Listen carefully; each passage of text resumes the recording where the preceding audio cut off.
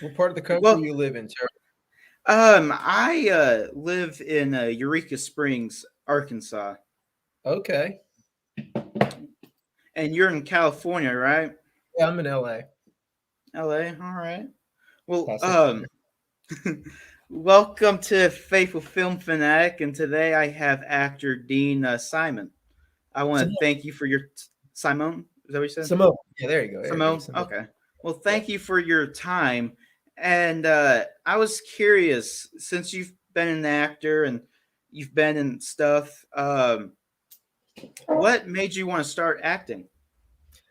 Oh gosh. Well, I grew up loving movies. I was always into that stuff and music. I'm a musician as well. So, that was always kind of in the back of my mind, something I really enjoyed. But my main thing, the thing that I really loved the most was sports and especially football. But as I got older, I realized that there was not a whole lot of call for small but slow offensive linemen. So, there's just not a whole lot of 160-pound offensive linemen out there making things happen. So I started in high school kind of going, well, I don't think that's going to be the world for me. And the drama teacher said, on a dare, if you come out for the school play, I'll give you the lead if you want to do it. And I did it, and I really got the bug, and I just kept going from there.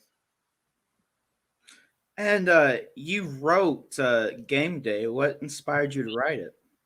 Well, I had a friendship, for many years with the director. In fact, he directed me in my very first movie. I got my SAG card on his movie, so I've known him for a while, and we would go years losing touch with each other, and then see each other again.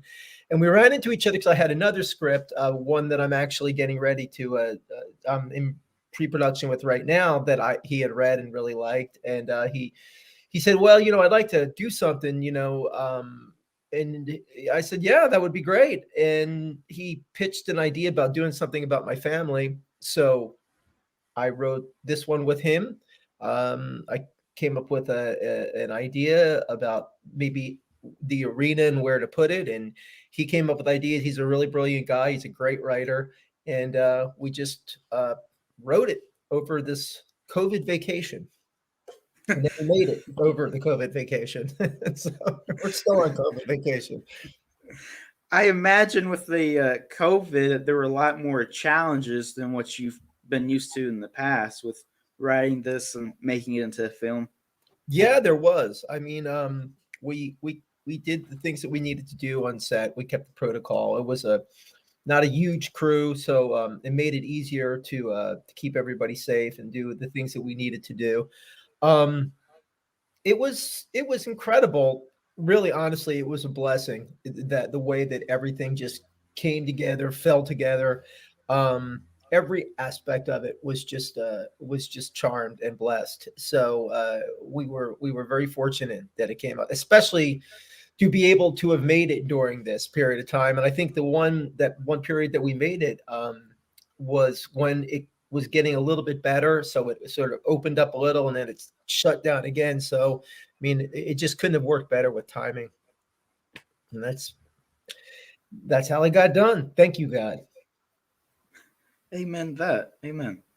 I thought that everyone in this movie did an amazing performance, and it was together really well. And I was curious: are you like a method actor? Do you go home in your character, or do you leave your character on set when you leave for the day? Well, that's a really hard thing to just leave it be. And I definitely believe in you have to get yourself in a place that's real. I mean, I don't think you can lie to people. I don't think that's ever the way to do a performance. Edgar is very similar to that as a director, and he really prides himself on getting getting realistic, heartfelt performances from people. And I think it's really there's two parts of the equation. I think one part of the equation with acting is to make sure that you're giving a real emotion and you're in a real place and people can sense that so that you're not lying to them. And then the second thing is to make interesting choices. things that the character could do, things that the character could say, ways that the character could say it, that make it interesting and fun to watch and unpredictable to watch. So a method actor, yes, in the sense that I definitely believe that you have to have that sense memory and that truth in the performance. And he's a great director at making sure that there's no fake moments. And if there is, he lets us know. Well, that's part of being a good director. Yeah. Was there anything that you did offset that you're like, that is so what Zach would have done? Like, not you, but like you did it because that's what Zach would have done. Well, yeah, I mean, I think so much of Zach is rooted in me. I mean, there's some aspects of Zach that are not like me, in that I think a more decisive person than Zach is for sure. But trying to fix things, that's unfortunately been part of my thing for a long time. Not that fixing things is bad, but it can it's not our responsibility to fix other people's lives all the time. I find myself being a referee a lot of times in life, as does Zach. So there's some things that are definitely based in reality. Um, Certainly, there's aspects of the relationships with my middle son, who is not a drug addict in real life, but is a musician, and we do have a volatile relationship with each other, even though there's a great deal of love. We do definitely have our moments, no doubt about it. Um, every character has some basis of the person it parallels in my life. There's also some dramatizations. It's a drama, not a documentary. And I think a lot of times, people will say, Terry, people will go, "Wow, man, I didn't know it was so bad." And it's like it's not that bad. It's a drama. So yes, there are parallels, and there are parallels between me and Zach, but certainly it's not exactly the same. Well, I feel like that it was done really well because I feel like most movies that come out for a while have been pretty trashy and it's been story driven. And I feel like that's a mistake a lot of movies make. And whereas this story was more character driven, and it was about the characters, and it was done in a way I have not seen very much because I felt like I could see my own family and myself with these characters where I've never really seen that in a whole lot of other movies, and I felt like I was there with the Fort family amongst all the chaos. Well, first of all, thank you, Terry, for saying that. I No can't problem. tell you how much I appreciate that, and that is definitely the aim. Yeah, I mean, we wanted it to be character and relationship driven. There's a lot of relationship things going on. There's a lot of things happening between father and son. There's things happening between mother and daughter.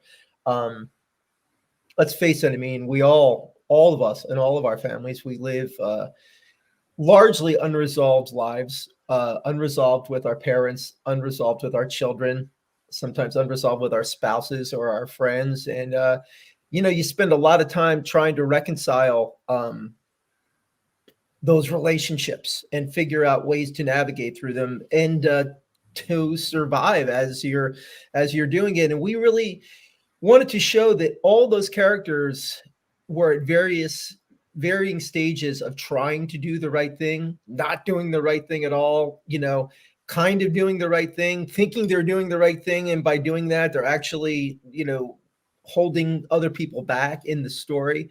So we felt that if we got the relationship stuff right, that the story would unfold from that, and that each scene would contain its own little story and would have its own drama that was unfolding. So we tried to keep it true to life, and we tried to keep it definitely true to the characters. And we rehearsed, we talked at length about the characters, the cast. I can't say enough about the cast. Every member of the cast was fantastic and giving and just in it so strong. it was a pleasure, and it definitely made a difference. I really liked the actor that played Vince a lot. I saw a lot of myself in him and his performance. Yeah, Mike is an absolutely phenomenal actor. I love the scenes that we did together. Mike is a great guy too, and a fantastic singer as well. He's a musician and a singer too. He does he's in a band and he does that stuff. But I thought his acting was tremendous, grounded, and the character, Vince's character is based on my oldest son.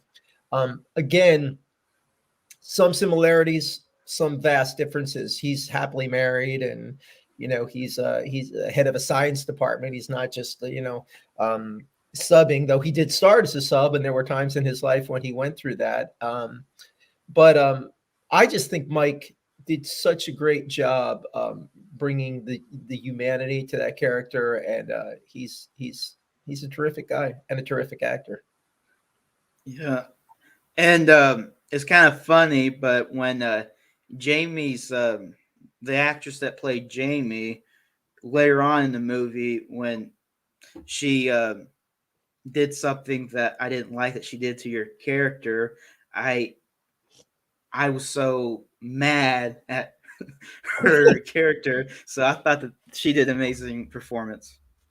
Just Yeah, every that's Val McAdoo, and Val is also one of the co-producers on it. And Val is just another tremendous actress. Just completely gives it her all, throws it out there, pulls no punches with what she does in life or on screen. Val definitely is a she's fantastic, and she's honest, and always every it was she was a joy to work with. All her performances were definitely out there. We really clicked well, and yeah, I can't say enough higher about her. She's just a tremendous person, and we had a great time on the scenes. Had a great time exploring things, and that was another thing that was really cool about Edgar. He's always kind of lets you try things out, see what happens, tweak this, tweak that, move this, move that, and when you have that kind of an environment, it's easy to create stuff that's really exciting. That's awesome. Um, what what was the hardest scene to act in the movie? Wow. Physically, the hardest scene to act was the scene when the physical confrontation with me and Marco, who's played by Nick McCormick, and Nick is a muscular 6'2", and I'm a whopping 6 foot or a 5'9", 160 pound guy. So I mean, it was definitely but it was funny, I'll tell you, Terry, in the scene, we're going at each other. And Val, man, she's got a background as a dancer, so she's got these strong legs. And literally, she picked me up. She just moved me. I was like, wow. But physically, that was definitely the most difficult scene to do, and it was emotionally pretty draining too. But I'll tell you, we went all day on that one. My wife had flown in from LA to stay for a few days, and she saw that was her first day that she was there, and her jaw hit the ground. I mean, it was intense. That one, and then the scene that I think that you're talking about, the one scene with me and Val later when we kind of have a confrontation, not a confrontational, but like a epiphanal moment when it kind of a lot of things come to a head. That was an emotionally draining scene to do, man. I just felt exhausted after that one. So those two were definitely, I think, the most draining. And also the scene with Shelley, who played my mom, who's another terrific actress. The scene with her when we have kind of our major confrontation was another one. This was not light fare, man. It was not a Hallmark movie. I got done, man. I was ready to hit the pillow every night, man. So it definitely was a workout. um, did you find it was more difficult to keep the audience engaged, just being in one place throughout the whole movie? Did that make it more difficult? Or That's a really That's a great question. N- no, I don't. I mean, it can be, but I think that the one thing that is that it's really all about is what we touched on earlier, Terry, which is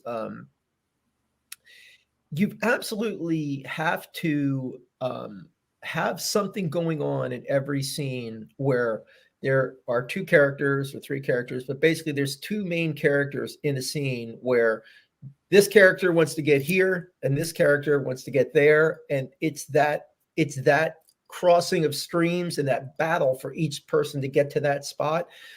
Most the time an audience will stay engaged with that as long as you're giving them that in every single scene. If they're getting that feeling that, okay, this isn't trumped up conflict, this is real conflict because the interests of these characters do not coincide, you can literally put something, in a thimble for an hour and a half, and people will be engaged as long as they feel like that's going on. And I we did our best in the writing to make sure that every scene had that going on, and that the stakes were real, and that they were definitely two people or three people that were pitted against each other. So when you do that, and hopefully we were able to do that, you get people not noticing, oh my God, we're in one place as much, because they're emotionally in all kinds of places, and that's the most important thing. So That's true. That's definitely something I feel like a lot of movies miss. Uh, my friend was in college and he was taking this course, and they were talking about how there's this theory or list that shows that any story you come up with is going to fall in one of 30 categories. You can't come up with a story that's not in one of these 30. And so wow. every story, no matter how you think of a story, it can't be original because someone else has already done it. And so, like, the best way to have an original story is through the characters, and that's what I thought this movie did so well with. Well, thanks for saying that, Terry. And I really like your observation. I think you're absolutely on the mark with that, and that is true. It's like no two snowflakes are alike, and I guess no two humans are alike. So I think as long as it's a great point. I haven't had anybody say that to me yet, but you really struck something there. Yeah, you're right, because it's as individual as the human and the person is. So as long as you're doing that, you're going to give them something that's unique and that's real. But you're right. I'm sure it does narrow down to 30 stories. It probably is less. I would guess. I mean, Maybe, yeah, probably. yeah, that's a very astute point. Yeah, I agree with you, and I think that's a good thing for any screenwriter and filmmaker to hear, because I think it definitely puts it in perspective, no doubt. Because if the movie Game Day was all about family watching, sitting around and watching a football game, and there's nothing else going on, it wouldn't have been the same movie. No, it would have been, and really, that's the thing about it, is that has so little to do with really what the movie is about. I mean, they could have been sitting around, watching water polo. I mean, I think that the one aspect of it is being from that area and being from Philadelphia and knowing what that Philadelphia versus Dallas rivalry is like, and what that is about. I will tell you, it definitely spurs on confrontation, and that was not dramatized. I mean, that is something that I've seen growing up in my entire life. It is such an emotionally charged environment to watch a Philadelphia Eagle football game. That is not a joke or a device. It's actually a fact. And you add the Dallas Cowboy factor to it, and you can times it times two or three. But I'll tell you, Terry, what's the most pathetic thing is that for Eagle fans, Dallas is our rival, but we're so unimportant to Dallas that we're not even their rival. Like Washington is their like, hey, but we hate you, and they're like, well, yeah, we hate you too, but we hate them more. So you're like second string. That's Yeah, pretty funny. yeah, it's well, that's Philly, man. That's Philly. Philly's an So interesting I'm place. I'm guessing you're a big football fan. Yeah, I am. I grew up wanting to be a player, as I said, but being small but slow definitely hampered that dream. And then I I've been fortunate enough most of my time out here. I came out here when I was 18, and I've made a living on and off at being an actor and being a musician. But about 10 years ago, it was kind of like I finally turned the corner for good, and I've been able to not have to have straight jobs or do anything like that. But at one point, like as the character Zach is, the position he's in, I was waiting tables, but I was also a high school football coach, and I did that for 15 years. So football is definitely a massive part of our family, and so yeah, no, that was not dramatized. That was real. We're definitely big football people. I've heard from other actors like how tough the industry is and how much people get rejected, and it's just not an easy thing to pursue. And I was just curious, have you ever, when you started out, did you ever get to the point where you thought that you weren't going to make it, like you thought you needed to give up and do something else?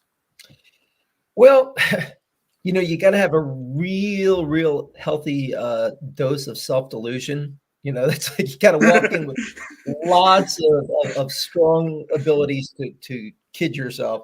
Um, yes and no, Terry. I will tell you this. I've always been a positive person, and I think that I always felt that in some way, shape, or form it was going to happen. And it's been such a strange ride because I mean literally I would get going and think, okay, here it is. I'm on my way. I was with William Morris Agency. I was on Facts of Life. I was on NYPD Blue.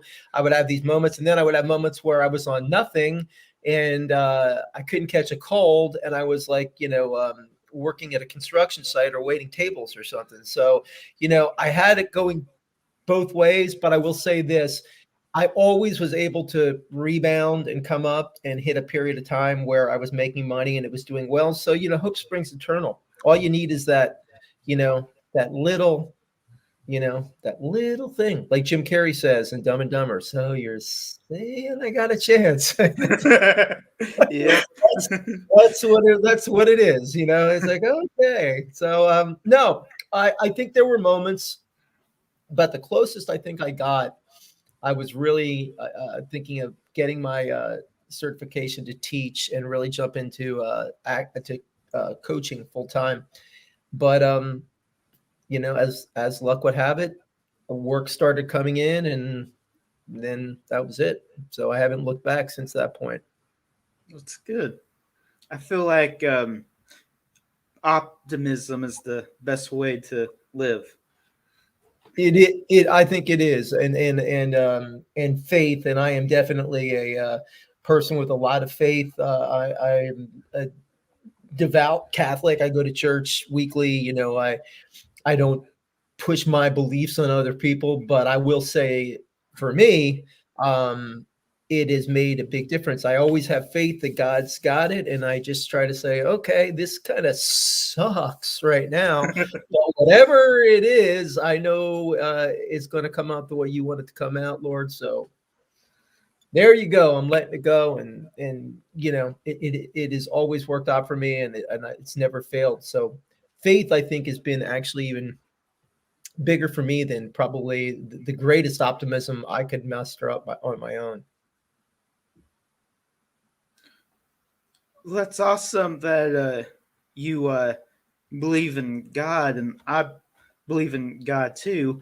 And I know this has nothing to do with the movie, but out of curiosity, what's your testimony? Well, no, I doesn't. I'm glad to not. It doesn't have to have something to do with the movie. For me, it just is.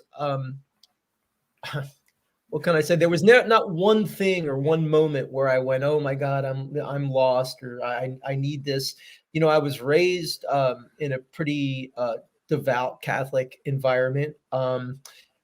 For 2 years, I got to a point where I was like, I don't know, I was like 18 years old or something, and I was like, "Oh, I don't believe in God. I don't believe in this stuff." And I didn't really believe that, but I think intellectually I thought that was where I needed to be, or that made the most sense.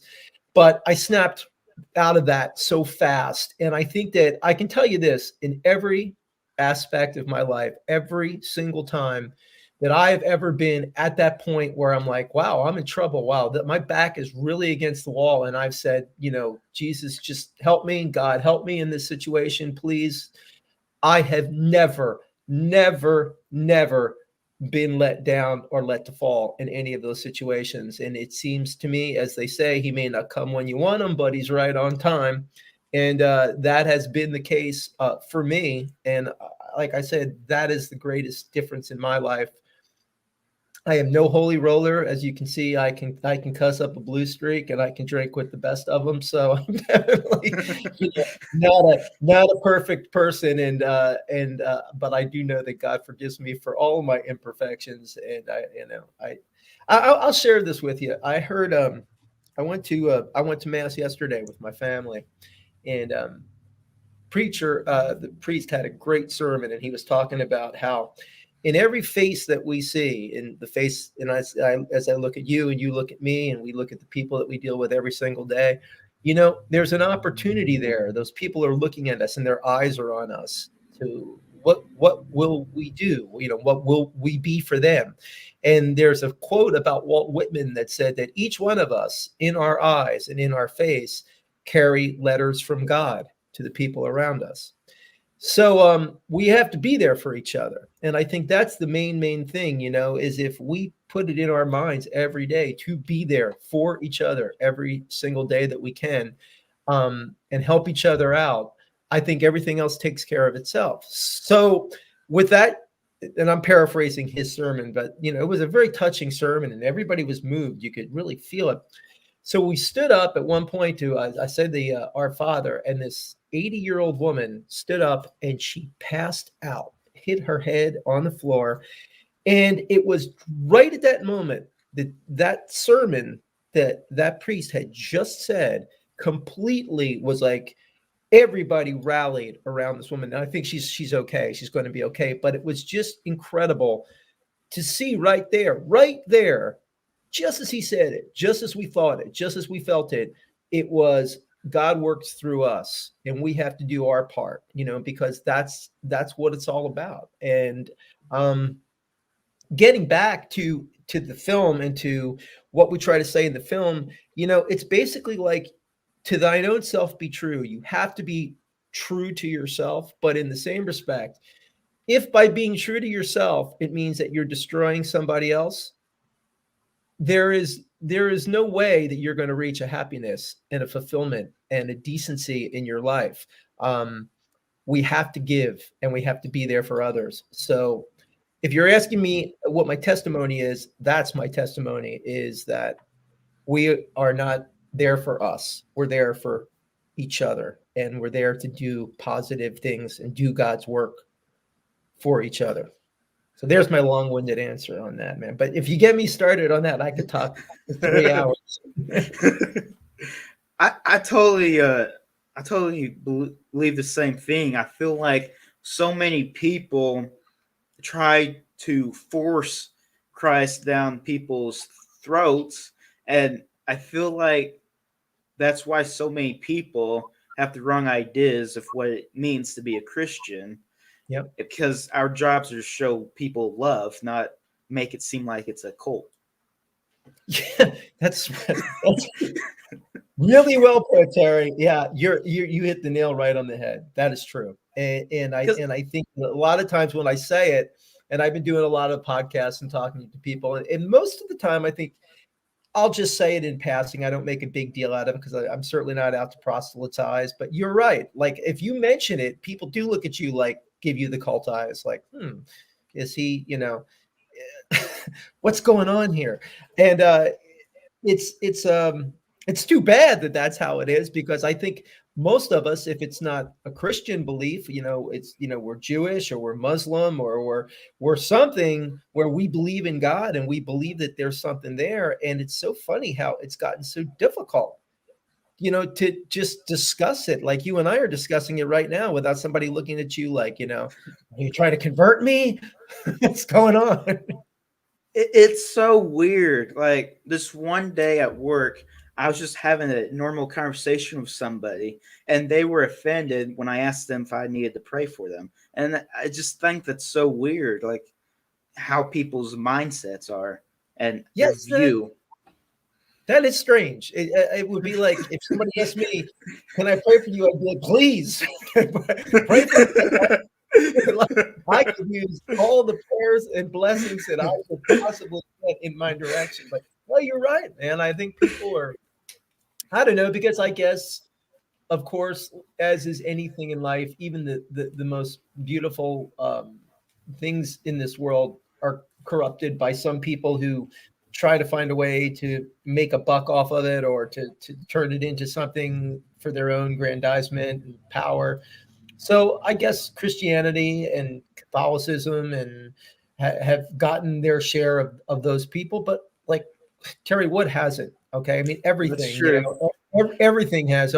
There's nothing more beautiful than democracy and freedom. It's a beautiful thing, but people have taken that and they've turned it into a lot of people have turned it into greed and have turned it into hatefulness or have turned it into bigotry, and it's got nothing to do with democracy or any of those things. But people look at it and they think, oh, they twist it into being what it is that works for them. So unfortunately, people have done that with Christianity too, and it gives it a bad rap. But I hear what you're saying, dude. Sometimes I say it, man, and I see people's eyes glaze over, like they're going, is he going to hand me a pamphlet or something? I'm not going to hand you a pamphlet.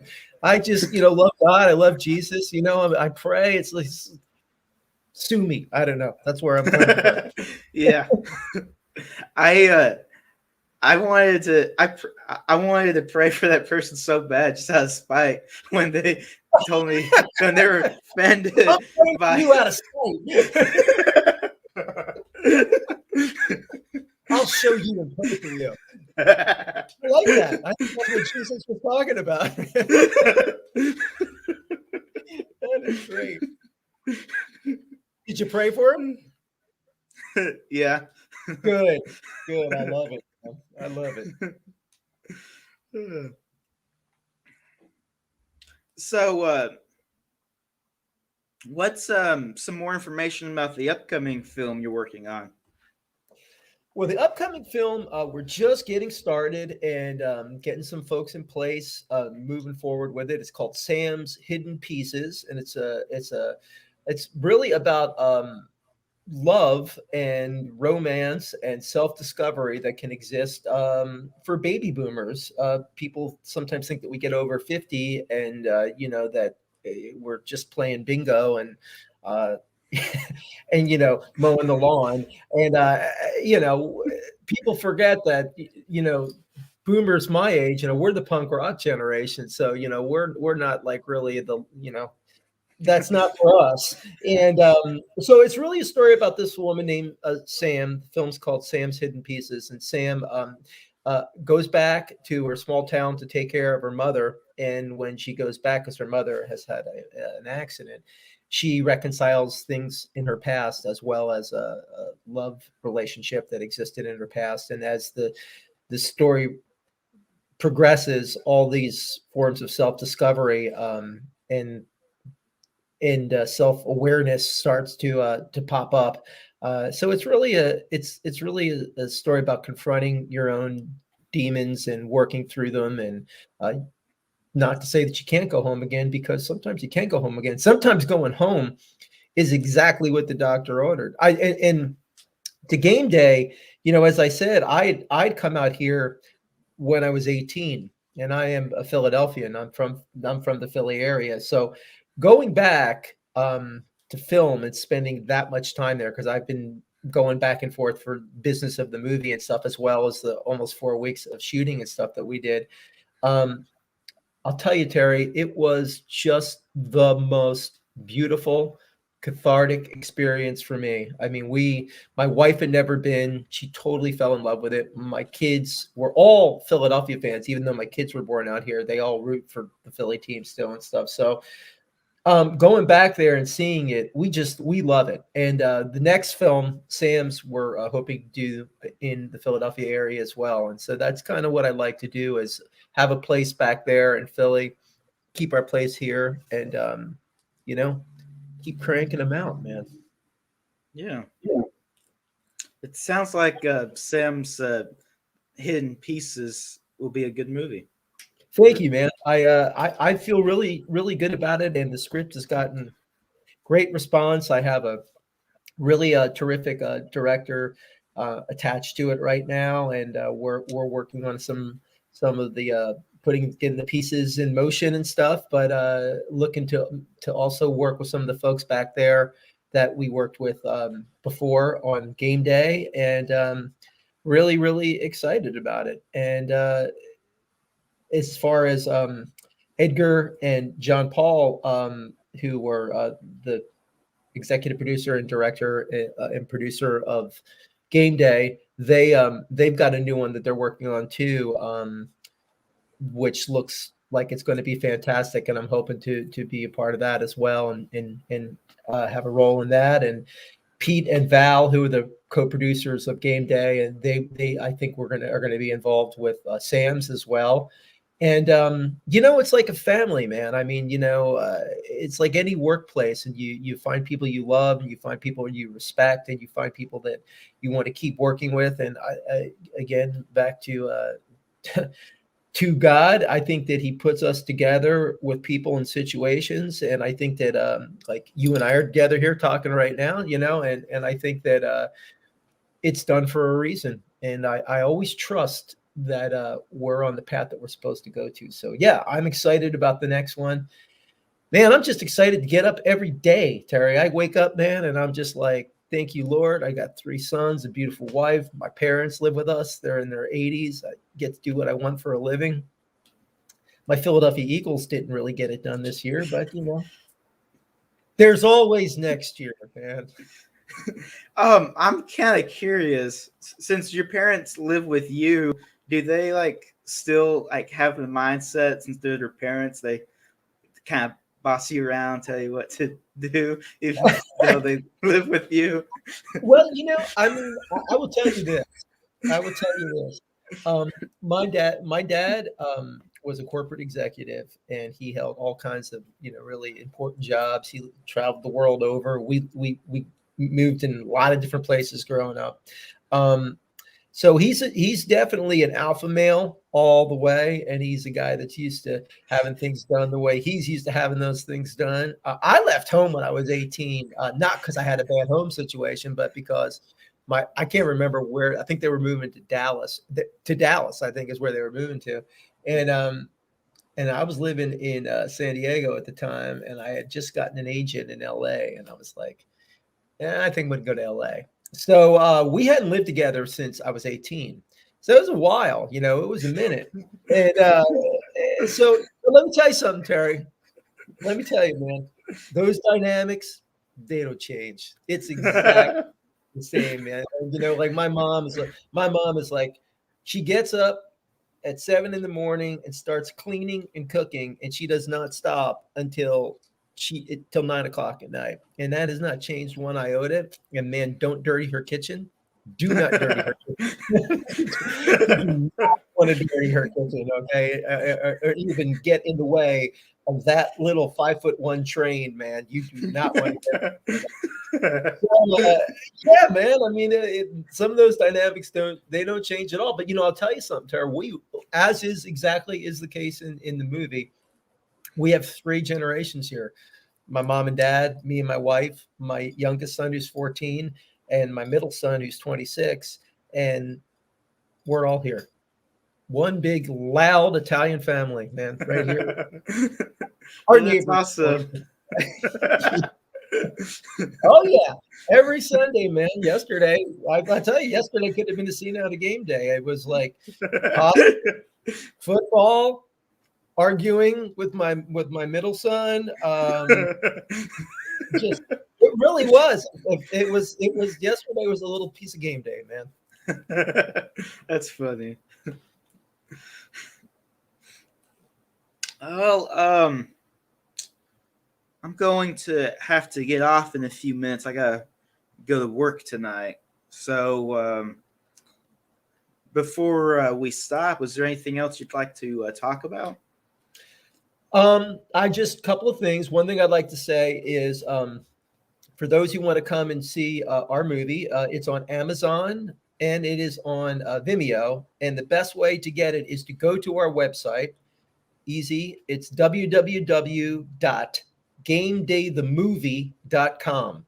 Again, that's www.gamedaythemovie.com. And if you go there, there's links to get it on Amazon or to get it on Vimeo. Or if you have Amazon, you can just go right on there and put in Game Day and you can rent or buy it. Very, very proud of it, Terry. And we really, I will, and again, I want to thank you for the comment that you made, and we've gotten a lot of that where you see a lot of aspects of your own family in it, and we always say when we talk to folks, I challenge you to look at this movie and not see at least one family member that you have in this movie because they're there. I think there's something there for everybody, and it doesn't matter if you're Italian Americans from Philadelphia or you're Irish people from Boston or you're Mexican people from Los Angeles. It does not matter. You will find somebody in there that you know, and I think we did our absolute best to pull no punches and to tell the truth, and we really came at it with a open heart and really tried to tell people, hey, this is some of the stuff we've experienced, and this is what we go through, and this is what we've known other people have gone through some of these things. So we tried to be honest with everybody, and we certainly did our best to give them everything that we had in the movie. So we hope that you give it a try, give it a listen, give it a watch.